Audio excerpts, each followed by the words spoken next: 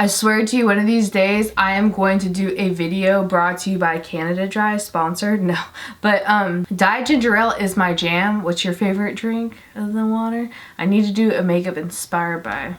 All right, let's get started. The baby hairs are on fleek today. They're singing to the heavens and the aliens up in the skies because today we are going to be talking about conspiracies. All of my conspiracy theories in my weird brain. We're not just going to do a makeup look. I did my foundation base day because we're going to do a blue eyeshadow look while talking about all the weird conspiracy theories that I think up in my crazy head. And the palette I'm going to use today, I've been so excited to use this. I've been singing in the shower all morning the Eiffel 56 I Am Blue song. I can't sing anymore because of copyright infringements on YouTube. And our first conspiracy theories we're going to talk about is about YouTube and YouTubers in general. But I'm going to be using the ColourPop Blue Moon palette. I've been so excited to dip into this palette. She's gorgeous. I've always wanted a monochromatic blue eyeshadow palette. I don't know why. It just... it's something I've always wanted.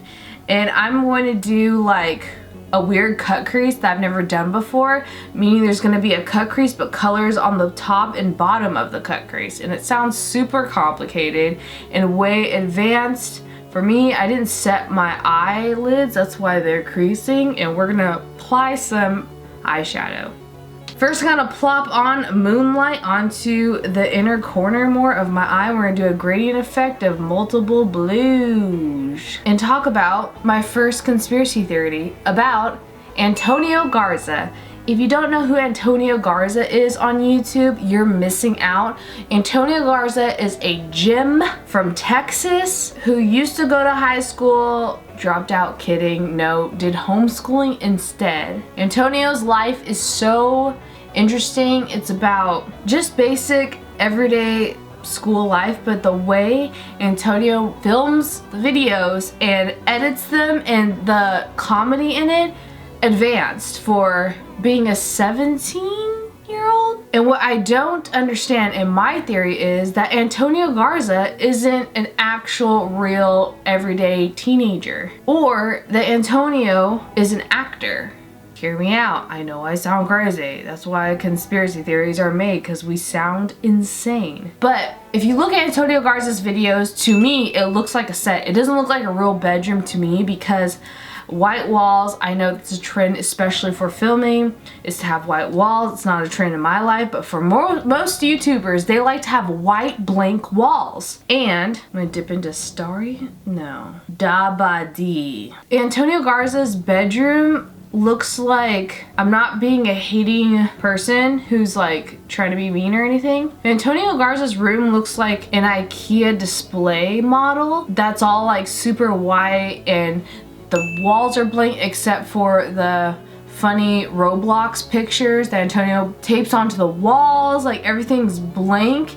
The furniture has never changed even since the beginning of Antonio's YouTube career. Like, hasn't been putting out that many videos, but for the past over a year, maybe 2 years, I would say, has been putting out videos and making a ton of money with AdSense. I know it's a lot of AdSense. I'm gonna look it up right now. So I'm not gonna expose how much Antonio Garza is making a month, but it's definitely in the 5-figure range per month. And unless someone else is taking Antonio's money, I'm just surprised because people were clocking Antonio for like the Coachella outfits being from Amazon. The bedroom looks like a stage to me, like a setup of just all white plain furniture, white walls.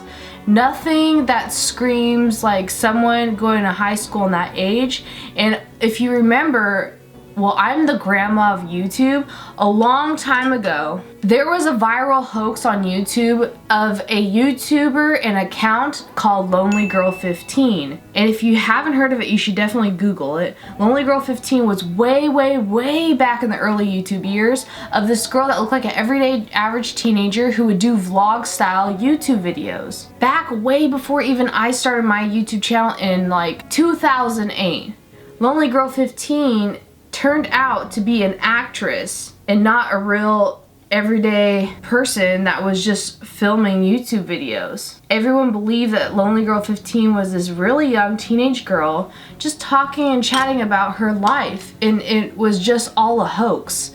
It was just an actress being paid to make these videos for YouTube, which is crazy because this was way before YouTube became like advertising friendly, like huge. People weren't making like a ton of money on YouTube. And I know I sound insane right now, especially if you're a fan of Antonio Garza. I'm a huge fan too, and this could not be real. It's just something that I think in my head because you don't ever see Antonio Garza, I guess other than at school, have friends come on the channel. Antonio's gone to other people's YouTube channel like James Charles, but I don't know, it's just, there's something different. I can't put my finger on it. Again, this is just a conspiracy theory. It's nothing true. It's just like a random thought I had in my head, especially since that Lonely Girl 15 stuff. Crazy. And I know I look like I have bruises on my eye. Gonna use Miss P.Louise because I can't get a hold of that Anastasia primer yet. Eye primer that I want. And I'm gonna cut my crease. But another YouTube conspiracy theory. Now this gets deep and dark, super into YouTube, and I don't think I'll get in trouble for this, but it's a big one. And probably a lot of people don't want to talk about it because it involves one of the biggest, well, I don't know if he's still the biggest YouTuber of all time, but one of the biggest ones definitely of all time, and that is about Pewdiepie. I've had friends that have hung out with Pewdiepie. He seems like he's a regular nice guy, and it's nothing against him, and I don't want to put the whole blame, this is just a conspiracy theory again, on him. But ever since that whole thing he had about racism, where he was a third-party website that he was on where he said, I think it was anti-Semitic things, where he had someone hold up a sign, death to all these people, back in 2017. Ever since then, there's been this thing that people on YouTube have been calling the adpocalypse. And I'm wondering that a lot of the ad companies have left YouTube. Like whenever we YouTubers bring up to anybody at YouTube, if we can by a chance of a miracle get a hold of someone at YouTube, if our channels are being hacked like mine was, or if our channel's being deleted for no reason, it is so incredibly hard to get a hold of YouTube. This job is so incredibly hard on top of itself, but imagine not being able to talk to your boss ever. And ever since then, our ads, CPMs they're called, that means how many dollars per thousands of people that watch our channel, have been so decreasingly low. And I've talked to managers that work with YouTube about this, and not about the Pewdiepie incident, but about the adpocalypse. But what if the adpocalypse happened because of the stuff that was happening then? I don't want to put, again, all the blame on Pewdiepie, but I do think the topple of the ads thing is insane and no one's talking about it. A lot of YouTubers since that adpocalypse back in the early 2017, I think it was, yeah, people are making a third to a sixth of what they used to. And there's all these other rules that YouTube is putting out that I think, I'm probably not gonna get ads on this video, I'm so scared about talking about this, but I think that we're having all these rules now where people can't even sing like a song in a YouTube video, or else the ads will be taken away for copyright infringement. Like, that's pretty extreme. I feel like YouTube is putting all these copyright restriction things even harsher for us YouTubers because they don't have the ad money to support a lot of people. And I feel like this ad stuff is happening because they're running out of money for ads to pay YouTubes or what we're worth. And that's why there's the people secret. This actually happens. I've had multiple friends text me that they're secretly being unsubscribed from my channel. A lot of other YouTubers have been having this happen to them. And I feel like the algorithm that everyone talks about on YouTube is glitching because they're purposely making it mess up so that they have an excuse to not pay out everybody what they're deserved.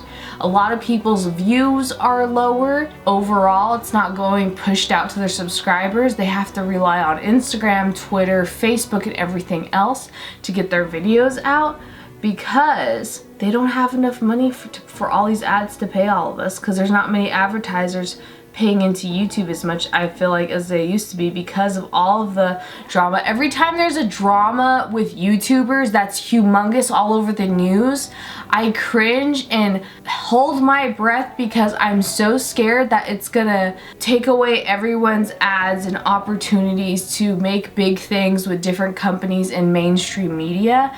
And I feel like one bad egg could affect us all, and we're in the cancel culture that makes everything that's super dramatic, super popular real quick, even if it's the most terrible, worst, bad news, fake news drama of all time. It doesn't matter if it's real or not. If people believe in it, not knowing what the real source is or if the source is authentic, it's gonna fly to the views.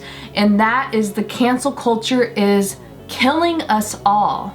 I am not kidding you. I think that all of this cancel culture drama that's getting popular because they want this YouTuber canceled, they want this YouTuber to be shown in the news for being such a terrible person, it's going to affect us all. A lot of YouTubers, it makes me scared about the future of YouTube in general, not just me, because I could go out and probably get a regular job. You know, I have other skills than just doing makeup on YouTube. But it makes me worried for people who just vlog for the past 5 years or more on YouTube, and that's just my opinion. Again, I'm not saying that it's all because of PewDiePie. I feel like that was the first big thing before the Logan Paul thing, before all these other YouTubers being shown to mainstream media in a bad light, and there's not many more YouTubers, I feel like, being shown in such a great light on the mainstream media, unless they like look cute at like a Met Gala. I want like huge, big, impactful, great things on how smart this YouTuber is, how successful their marketing business was of them selling books and making movies and TV shows, and I just want to see more of that. But all I hear more noise is of, this person's terrible, this person should be canceled, look how stupid and funny this YouTube person looks. Makes me nervous. So it's not PewDiePie's fault. It's one of the first big things that happened, and I feel like every single time that happens, it's taking money out of the pockets of the YouTube ads. And sooner or later, because some people do YouTube just for the money and not for the passion of creating the videos, of going out to a wider audience, of affecting people's lives in a positive way and putting smiles on people's faces. Some people just do this for money, and so it's gonna show. I feel like I'm sitting on a pedestal, but my opinions aren't that huge. I'm just ranting about my conspiracy theories. Next one, let me finish this crazy cut crease. I also feel like a lot of YouTubers don't collaborate that much anymore unless they give them clout, because everyone's racing to the top and they don't want to be in the cancel culture. And if they do want to be in the cancel culture, it's for the wrong reasons, because they want more views. Even if it's bad news, bad publicity for them and views, they still get the views and they still get your money. And I feel like a lot of YouTubers are resorting to that because of the ad apocalypse as well. But that's just my 2 cents. I know some people see me as a bigger artist on YouTube. I'm not. I'm a smaller artist, trust me. So these are just my thoughts. Gonna get some translucent setting powder, set that cut crease, because I want it to look like flesh there. I don't want to put color on it yet. Another theory that I have is that people that see ghosts, not everyone of course believes in ghosts. You know, I do. I made a whole series that I'm still working on, that I'm putting out once a month on this channel, about phantom curiosities, creepy things that happen in people's life and in history, and stories that I'm going to tell about ghostly things, creepy things, abnormal things. But there is ghostly things, I feel like, that happen in real life that people who have experienced it, they don't always want to admit it, you know. And I feel like there's some people that don't want to see it, or they maybe not have the ability, I feel like, actually, because I feel like the most people that see ghosts have experienced in their life almost losing their life. So they've experienced near-death experiences, and I feel like they need to experience that and able to really see and interact with ghosts. Now, me personally, I don't really see ghosts, but I hear and feel them, because my near-death experience when I was a kid wasn't as extreme as most people's near-death experiences. My grandma believes in ghosts and has actually seen ghosts, and she's almost died and passed out from heat exhaustion stroke at one point in her life, and she literally thought she was dead, which scares me to think about. But that happened one point in her life, and ever since then she sees like my dead grandpa, her dead husband, walking around the house in a robe. She experiences so many things, and she could smell things and feel when someone else's loved one is about to pass on by. And I feel like it's mostly people like that who have experienced near-death things. When I was a kid, I don't know if I probably have told this story on YouTube, but we're gonna tell it again. When I was a kid, around 8 years old, I went camping on a lake with my family, and my cousins were there. And some of my cousins were like 18 years old, and some of them were like 14. And the ones that were like 14, 18 years old, I loved hanging out with them, and I wanted to be their best friend. And they were swimming across this very large, big lake. And in the middle of the lake, halfway to the other side of the lake, there was this little platform where you could rest. And I'm like, as long as I get to the little platform, then I could maybe make it back. But I want to try to get all the way to the other side like my cousins are. And I was, of course, way in over my head. I was 8 years old, thinking I could swim that much. I was a good swimmer, but not that good as a swimmer. I'm only 8. And I remember swimming and trying to make it to that midway half point of the platform in the middle of the lake, like a little dock. That's the word I was looking for. I remember trying to make it there, and my little legs couldn't even make it that far. And I remember drinking in water, sinking to the bottom of this lake and looking up towards the lake where the sun was shining at the surface of the lake, and my body just sinking, and me drinking and inhaling this water like I was actually breathing in the water. And I remember blacking out while that was happening. Then I woke up being dragged across the beach of the lake where the sandy part is, where the sand meets the water of this lake. I remember being dragged by someone across that sand, and me just like finally going from black to light to complete clear day I could see and blink, and me coughing up all this lake water. And I don't remember seeing who dragged me out of that water, and I was alone on the beach of that lake. I don't remember at all who it was, and if someone was saving me and I didn't know them, why would they run away right away? Wouldn't they want to stick around to see if this 8-year-old girl was okay? And ever since then, I've experienced so many creepy, ghostly things. I've never really seen ghosts, but I hear them and I feel them, and they mess with me in my items and stuff. And it creeps me out. At the same time, I know they're just spirits not moving on. But the same thing, like I said, it was happening to my grandma, and it's just weird, man. That's my theory, that you have had to experience near-death stuff to see ghosts. I'm not talking about, oh, you barely stepped off the sidewalk in a car, barely missed you. I'm talking about the car hit you and your lungs were collapsing almost, and you're like about to die in the hospital and they revived you. Just crazy stuff like that. I'm gonna put this bright eyeliner right here, just on that waterline. And I'm just blending this edge right here with the lightest blue moonlight. I'm just taking this Lumi color with a very tiny brush and put it in the inner corner. It's like a sparkly light baby blue. And on the brow bone as well. Now I feel like picking blush for this is gonna be quite hard. I might go with this orange tone. Blue and orange go together, right? I'm getting to Space Baby by Ofra. And another conspiracy theory is about the Titanic.